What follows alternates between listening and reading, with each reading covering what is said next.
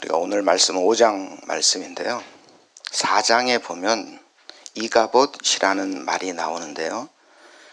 엘리의 며느리가 아이를 낳고 죽어가면서 자기가 낳은 그 핏덩이 같은 그 아기를 이름을 지어주죠. 그 아기의 이름을 이가봇이라고 지어줍니다. 가봇이라는 말은 영광이라는 말인데요.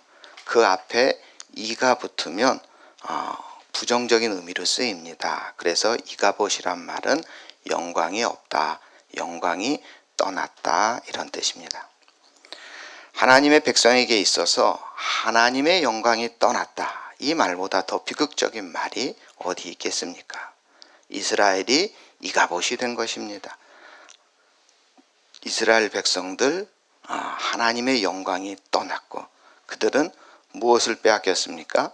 하나님의 법궤를 블레셋에게 빼앗겼습니다. 이스라엘이 블레셋과의 전투에서 4,000명의 전사자를 내며 패하자 하나님의 궤를 가지고 나가 싸우면 이길 거라 생각했습니다. 그래서 실로에 있던 하나님의 궤를 가지고 전쟁에 나갔는데 오히려 3만 명의 전사자를 내며 대패했고 더 나아가 하나님의 궤를 이방 블레셋에게 빼앗기는 어처구니 없는 일을 당하게 됩니다. 이 사실은 우리로 하여금 의외라는 생각을 하게 합니다. 왜냐하면 요단강물이 갈라질 때 어떻게 했습니까? 언약궤가 앞장서지 않았습니까? 얼마나 중요한 역할을 했습니까? 여리고 성이 무너질 때도 언약궤가 중심에 있었습니다. 그리고 이 언약궤에 대한 소문은 블레셋 사람들도 알고 있었죠. 그래서 하나님의 궤가 온다 하니까 블레셋 사람들이 떨고 있었다라고 성경은 기록하고 있습니다. 그런데 언약궤를 앞세우고 놀라운 일을 행하신 하나님께서 왜 침묵하셨는지 참으로 의아한 생각이 들 수밖에 없습니다. 그러나 하나님의 궤의 이 무반응과 하나님의 침묵은 오직 쇠락한 영적 상태에 있었던 이스라엘을 향한 침묵이었습니다. 결코 블레셋 사람들에게도 침묵한 것이 아니다 하는 것을 5장 말씀이 우리에게 보여주고 있습니다. 블레셋 사람들은 이스라엘로부터 빼앗은 하나님의 궤를 아스돗이라는 곳으로 가져갑니다. 아스돗은 블레셋 5대 도시 중에 제일 큰 도시고요. 거기에 제일 큰 신전, 다곤 신전이 있는 곳입니다. 다곤은 그 당시 중동 지역에서 제일 큰 신이라고 사람들에게 인정받고 있었습니다. 그래서 블레셋 사람들은 이 하나님의 궤를 다곤 신전, 다곤 신에게 하나님의 궤를 바친 것이죠. 전투에서 승리한 왕은 철저하게 패배자를 짓밟습니다. 패배한 왕의 두 눈을 뽑거나 왕의 손과 발을 자르거나 이런 아주 잔인하게 고통스럽게 치욕스럽게 상대를 제압하죠. 그리고 이 승리한 왕은 패배한 왕의 부인들, 후궁들을 모두 차지합니다. 그 모습을 공개적으로 하죠. 백성들이 다 볼 수 있는 높은 곳에서 공개적으로 그 왕의 부인과 후궁들을 차지합니다. 요즘으로 하면 마치 전국에 생중계하는 그런 거죠. 블레셋 사람들은 다곤이라는 신이 이스라엘의 하나님보다 우월했다. 그래서 승리했다. 그래서 패배한 이스라엘이 블레셋을 섬겨야 한다. 그래서 이스라엘의 하나님이 다곤신을 섬겨야 한다는 그런 생각을 가지고 언약궤를 다곤신에게 바친 것입니다. 굉장히 아주 치욕적인 일입니다. 우리 하나님은 쇠락한 영적 상태에 있었던 이스라엘 향해서는 침묵했지만 블레셋의 치욕에는 가만히 있지 않으셨습니다. 하나님의 반응은 당장 나타납니다. 아스돗 사람들이 이튿날 일찍이 일어나 보니 다곤 신상이 하나님의 궤 앞에 그의 얼굴을 땅에 닿은 채 엎드러져 있었습니다. 얼굴을 땅에 대고 엎드리는 것은 경배와 굴복의 표시죠. 블레셋 사람들이 생각하듯이 이스라엘의 하나님이 다곤신을 섬겨야 하는 것이 아니라 다곤이 하나님 앞에 굴복돼야 한다 하는 것을 증명해 보인 것입니다. 너무 놀란 블레셋 사람들은 다곤 신상을 일으켜 다시 제자리에 세웁니다. 그러나 그 이튿날 아침에 보니 또다시 다곤 신상이 하나님의 교회 앞에서 그의 얼굴이 땅에 닿은 채 엎어져 있었습니다. 그뿐 아니라 이번에는 그 머리와 두 손목이 잘려 있었습니다. 머리나 손목을 자르는 것은 전투에서 진 패자를 처형할 때 흔히 쓰는 일입니다. 다곤은 하나님의 적수가 될 수 없으며 하나님에 의해 심판을 받아 파괴되고 사라져야 할 우상에 불과하다 하는 사실을 분명히 밝히신 것입니다. 이 사건 하나로 하나님께서는 온 세상에서 당신만이 참 신이시며 사람들에 의해 신이라 불리는 모든 것들은 하나님 앞에서 설 수 없고 아무짝에도 쓸모없으며 실상 아무것도 아니라는 사실을 선포하신 것입니다. 블레셋 사람들은 이스라엘에 대하여 대승을 거두었고 하나님의 임재의 상징인 언약궤를 탈취하는 놀라운 전과를 올렸다고 너무나 좋아했습니다. 그러나 하나님의 궤가 블레셋 사람들의 정신과 삶의 중심이었던 다곤 신전으로 들어가 그들의 신 자체를 굴복시키고 파괴해버림으로써 하나님만이 온 세상의 참 하나님이시며 주권자이심을 알리는 놀라운 역사를 이루신 것이고 그것을 기록한 것이 사무엘상 5장입니다. 하나님의 응징은 블레셋의 우상 다곤에만 내려진 것이 아닙니다. 하나님께서는 다곤을 섬기며 하나님의 궤를 함부로 빼앗아 가져온 블레셋 사람들 또한 응징하셨습니다. 우리 6절 말씀 우리 함께 봉독합니다. 여호와의 손이 아스돗 사람에게 엄중히 더하사 독한 종기의 재앙으로 아스돗과 그 지역을 쳐서 망하게 하니. 하나님께서는 이스라엘에게 그들이 하나님께 불순종할 때 받은 그 저주에 대해 이 모세를 통해서 경고의 말씀을 신명기 28장에 하셨거든요. 여호와께서 애굽의 종기와 괴혈과 피부병으로 너희를 치리니 내가 치유를 받지 못할 것이다. 이 신명기 28장 7절에 경고한 그대로 블레셋에게도 같은 재앙으로 응징을 하고 있습니다. 7절 우리 함께 있습니다. 아스돗 사람들이 이를 보고 이르되 이스라엘의 신의 궤를 우리와 함께 있지 못하게 할지라 그의 손이 우리와 우리의 신 다곤을 친다. 아스돗 사람들이 말하기를 이스라엘의 신이 이스라엘의 그 신의 궤가 우리와 함께 있지 못하겠다. 그의 손이 우리와 우리의 신 다곤을 친다. 이렇게 외치면서 대책회의를 하기 위해서 높은 사람들을 모이게 하죠. 우리 8절도 함께 있습니다. 이에 사람을 보내어 블레셋 사람들의 모든 방백을 모으고 이르되 우리가 이스라엘 신에게를 어찌하랴 하니 그들이 대답하되 이스라엘의 신에게를 가드로 옮겨가라 하므로 이스라엘의 신에게를 옮겨갔다. 가드 또한 블레셋의 5대 도시 중에 하나입니다. 하나님의 궤를 가드라 옮기라고 한 것은 아마 그 가드에 이스라엘 사람들이 좀 살았던 것 같고요. 또 가드 사람들은 이스라엘 사람들에게 호의적인 관계를 했던 것 같아요. 그래서 하나님의 공격을 면할 수 있으리라 기대했던 것 같습니다. 그러나 그들의 그런 계산은 어긋나고 말았습니다. 궤를 가드에 옮겨간 후에도 하나님의 손이 심히 큰 환난을 그 성읍에 더하셔서 성읍 사람들의 작은 자와 큰 자를 다 쳐서 독한 종기가 나게 하셨죠. 블레셋 사람들은 그래서 다시 하나님의 궤를 에그론으로 보냅니다. 에그론 또한 블레셋의 5대 도시 중에 하나입니다. 그러나 하나님의 궤가 에그론에 이르자 에그론 사람들은 미리 겁을 먹습니다. 부르짖으며 말합니다. 이스라엘 신의 궤를 우리에게 가져다가 왜 우리를 죽이려고 하느냐 울부짖죠. 그래서 사람들을 보냅니다. 이 블레셋은 일종의 연합국가거든요. 연방국가라고 요즘으로 하면 연방국가라고.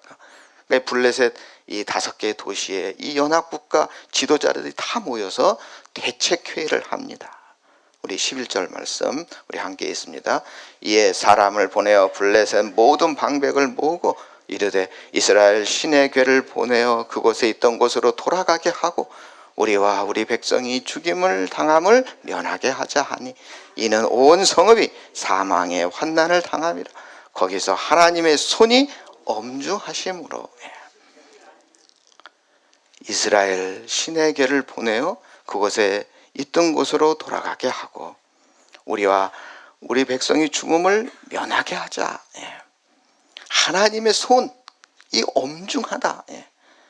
이렇게 하나님의 괴가 블레셋 사람들에게 있은 지 7달 동안 온 성읍이 사망의 환난을 당했고 하나님의 손이 엄중하셔서 많은 사람들이 죽었거나 죽지 아니한 사람들은 독한 종기로 피해가 커서 블레셋 성읍의 부르짖음이 하늘에 사무쳤다고 또 성경은 기록을 하고 있습니다. 우리 12절 말씀 우리 함께 있습니다. 죽지 아니한 사람들은 독한 종기로 치심을 당해 성읍의 부르짖음이 하늘에 사무쳤더라. 성읍의 부르짖음이 하늘에 사무쳤다. 이스라엘 이방의 그 블레셋 사람들이 자기를 믿고 정말 이 이스라엘을 공격하고 이스라엘을 무지막지하게 괴롭혔어요. 블레셋 사람들이. 그들은 자기들이 강한 줄 알았습니다. 자기들이 믿는 다곤이 최고라고 생각했습니다. 그런데 그들이 이제는 어떻게 합니까? 이스라엘의 하나님께 살려달라고 애원을 하게 되었다, 이런 뜻입니다. 우리 하나님이 이스라엘뿐 아니라 온 땅과 모든 족속의 주권자이심을 보여주고 있습니다. 블레셋 사람들은 이렇게 하나님의 괴를 이곳저곳 옮겨보았으나 하나님의 재앙이 갈수록 더 심해지자 결국 언약궤를 자진해서 반납하게 됩니다. 이 놀라운 5장 말씀을 통해서 오늘 우리가 깨달아야 될 사실은 무엇일까요? 하나님의 궤는 언약궤이고 하나님의 임재와 보호의 상징이라는 것을 우리는 알아야 합니다. 언약의 백성인 이스라엘이 하나님과 언약에 신실할 때, 하나님의 약속, 하나님의 말씀대로 잘 살 때, 그때는 하나님께서 그 언약궤를 앞세우며 놀라운 일을 행하십니다. 그러나 언약의 백성이 하나님과의 언약에 불성실할 때, 비록 그 백성이 하나님의 궤를 가지고 있다 할지라도 하나님께서는 그 백성에게 아무 일도 하지 않습니다. 하나님께서 함께 하시는 이스라엘이 언약궤를 앞세우고 나아갈 때 이스라엘을 적대할, 이스라엘을 상대할 족속은 없습니다. 그러나 하나님이 함께하지 않으시는데도 불구하고 언약궤만 가지고 나가면 아무 소용이 없다 하는 사실을 우리는 분명히 명심해야 하겠습니다. 그러니까 블레셋이 이스라엘을 이겼지만 하나님을 이긴 것은 아니며 언약궤를 빼앗았지만 하나님을 굴복시킨 것은 아니다 하는 사실을 우리는 분명히 이해해야 하겠습니다. 지금 우리나라는 정치권에서부터 우상 숭배가 너무나 만연합니다. 많은 사람들이 최고라 하는 그 어떤 무당을 찾아가고 이용하려는 형태가 얼마나 어리석은지 깨달아야 하는 것입니다. 그리고 우리 믿음의 성도들도 언약궤와 같은 상징물을 의지하는 것이 아니라 오직 하나님을 온전히 의지하며 하나님의 뜻을 잘 받들어 섬기는 하나님의 백성이 되어야 하는 것입니다. 저는 이런 생각을 해보았습니다. 사무엘하 분량이 굉장히 많은데요, 그 한 장 한 장이 상당히 깁니다. 그런데 이 5장은 되게 짧습니다. 이 짧은 5장이 이 사무엘상에 포함된 중요한 이유가 있을 것이다, 이런 생각을 해보았습니다. 이 짧은 5장 말씀을 읽고 21세기 첨단 과학의 세계를 살고 있는 이 현대인들은 무슨 생각을 할까, 이런 생각을 해봤습니다. 5장 말씀이 우리에게 주는 메시지는 우리가 깨달아야 할 가르침을 한마디로 하나님은 살아계신다 하는 것입니다. 우리 성경은 살아계신 하나님을 증언하고 있습니다. 이스라엘이 전쟁에 졌다고 하여 하나님이 없거나 하나님이 죽은 것은 아닙니다. 착각하지 마라. 하나님은 살아 역사하신다 하는 것입니다. 살아 역사하시는 하나님을 명쾌하게 우리에게 밝혀주는 말씀이 3절에 나오는데요, 다곤이 여호와의 궤 앞에 엎드러져서 그의 얼굴이 땅에 닿은지라. 여기서 엎드러져, 이 단어가 중요합니다. 또 4장 18절에 보면 엘리가 이 의자에서 엎어져 죽죠. 자빠져서 죽다고 표현이 나오죠. 4장 18절에. 그러니까 이 5장 3절에 엎드러지나 4장 18절에 자빠지는 게 똑같은 단어입니다. 한 단어입니다. 이게 엎어졌다, 자빠졌다라는 이 히브리어 이 동사가 똑같아요. 그러니까 성경은 이 엎어졌다, 이 자빠졌다 이 동사를 사용하여 다곤 우상이든지 엘리 선지자처럼 영적으로 잠들어 있으면 자빠진다는 겁니다. 엎어진다는 것입니다. 이 사실을 강조하고 있는 것입니다. 오늘 우리들도 살아계신 하나님을 벗어나 영적으로 잠들어 있으면 또 우리가 나아가서 우상을 숭배하면 자빠지거나 엎어져서 박살날 것이다. 이런 의미가 있습니다. 또한 5장에는 여호와의 손이라는 말씀이 여러 번 나옵니다. 6절에 여호와의 손이 아스돗 사람들을 엄중히 더한다는 말이 나오고요. 7절에도 그 손이, 이게 여호와의 손이죠. 그 손이 우리와 신다곤을 친다. 또 9절에 그것을 옮겨간 후에 여호와의 손이 심히 큰 환난을 그 성에 더한다. 11절에도 온 성이 사망의 환난을 당함이라 거기서 하나님의 손이 엄중하다. 성경에 여호와의 손이라는 표현은 하나님의 능력을 나타낼 때 씁니다. 그런데 다곤 신상은 어떻게 됐습니까? 그 손이 잘렸습니다. 두 손목이 끊어졌습니다. 이는 우상, 다곤은 무능력하다 이런 걸 나타내는 것이죠. 두 손목이 끊어졌다, 두 손이 잘린 다곤, 무슨 일을 할 수 있겠습니까? 그러나 능력의 손을 가진 하나님의 손, 그 손은 정말 하나님의 전지전능한 힘을 나타냅니다. 그러니까 이 하나님의 손과 다곤의 잘린 손, 이거는 굉장히 대비하는 아주 우리에게 중요한 메시지를 전해주는 것입니다. 그러니까 사무엘 5장이 말하는 핵심은 바로 하나님은 살아계신다 하는 것입니다. 우리 성도님들, 하나님을 어떤 하나님으로 믿으십니까? 어떤 분은 뭐 하나님이 어디 있겠나, 그냥 하도 우리 마누라가 교회 나오라고 하니까 교회 나오기는 하는데 그냥 앉아 있는 거지, 뭐 이렇게 생각하는 분도 있겠죠. 또 어떤 분은 절대자가 있지, 철학적으로 절대자가 있는 건 맞아. 그러나 그 절대자가 나와 무슨 상관이 있을까? 다만 머리로 절대자라고 철학적으로 이해할 뿐인 분들도 있을 겁니다. 또 어떤 분들은 하나님은 살아계십니다. 하나님의 그 놀라운 체험을 제가 한 경험이 있습니다. 이런 경험이 있는 분이 있죠. 그런데 그 경험이 10년, 20년 지나서 이제는 너무 식상해서 믿음이 그냥 뜨뜻미진한 그런 분들도 있을 것입니다. 마지막으로 정말 은혜 충만한 분들도 있을 겁니다. 하나님은 살아계신다. 하나님은 위대하시다. 하나님은 지금도 내 삶을 주관하신다. 이 감화 감동 속에서 하루하루 기도하며 나아가시는 분들도 있으실 것입니다. 우리 성도님들 모두 패배하여 죽어버린 하나님이 아니라 아직도 살아계신 하나님 꼭 믿으시기 바랍니다. 있는 둥 마는 동안 막연한 하나님이 아니라 구체적으로 역사하는 하나님을 믿어야 합니다. 요한복음 1장 14절에 말씀이 육신이 되어 우리에게 거하신 그분 우리가 믿는 것입니다.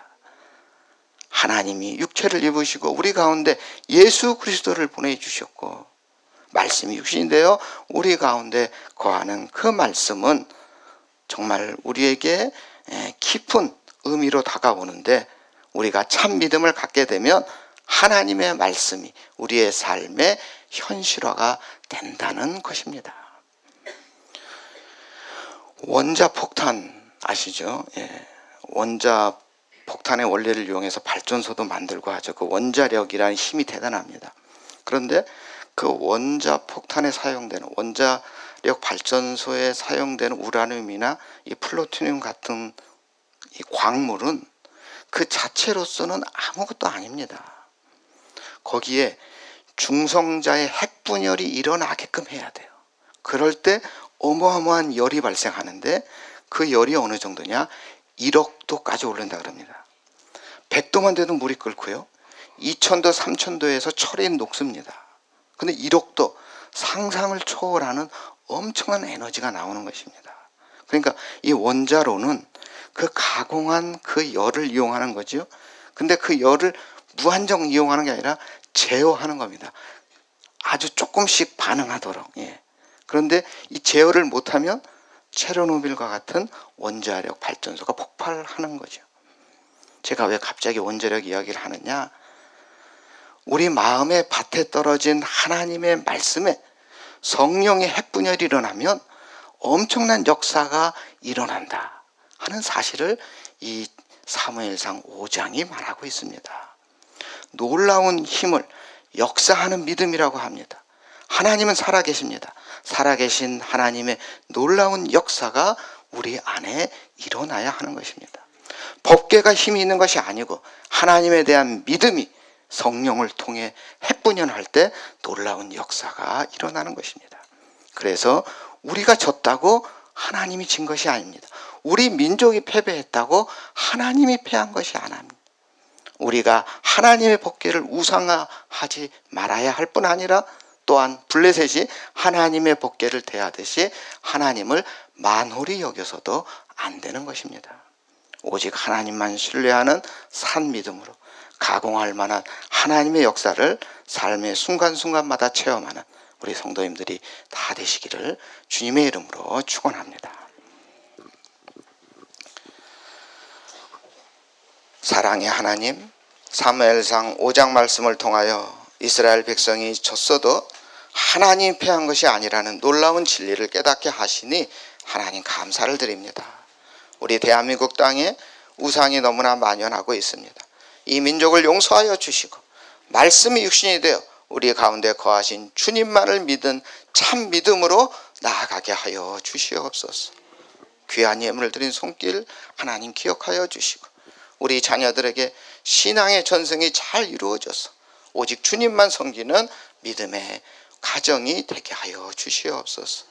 하나님에 대한 믿음이 성령을 통해 핵분열하여 그 누구도 상상할 수 없는 놀라운 역사가 사랑의 원자탄이 되어 우리 성도님들 가정에 이 나라 이 민족 위에 역사하게 하여 주시옵소서. 우리를 구원하신 예수님의 이름으로 기도드립니다.